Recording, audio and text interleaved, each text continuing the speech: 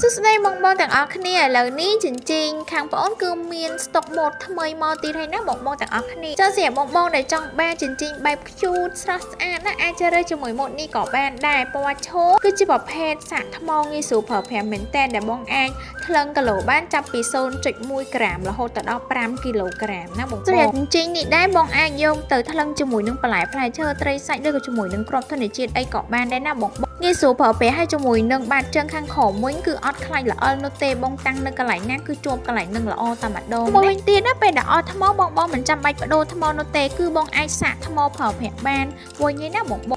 ជាមួយនឹងពណ៌រូបរាងដ៏សែនខ្ជូតនេះគឺស្អាតមែនទែនបងឃើញគឺដឹងតែពេញចិត្តតែម្ដងណាហើយទម្ងន់គឺស្រាលល្អក៏ងាយស្រួលបងយកទៅតាមខ្លួនបានទៀតណាបងទាំងអស់គ្នាចុះសម្រាប់បងដែលស្រឡាញ់ពេញចិត្តមានតម្រូវការប្រើប្រាស់ជាប្រចាំថ្ងៃនៅក្នុងផ្ទះបាយកុំភ្លេចតាក់ទងមក page ខាងឥឡូវនេះកំពុងតែ promotion ពិសេសជូនបងទាំងអស់គ្នាអញ្ចឹងកុំភ្លេចដាក់ការកំងទាំងអស់គ្នាណាអរគុណច្រើន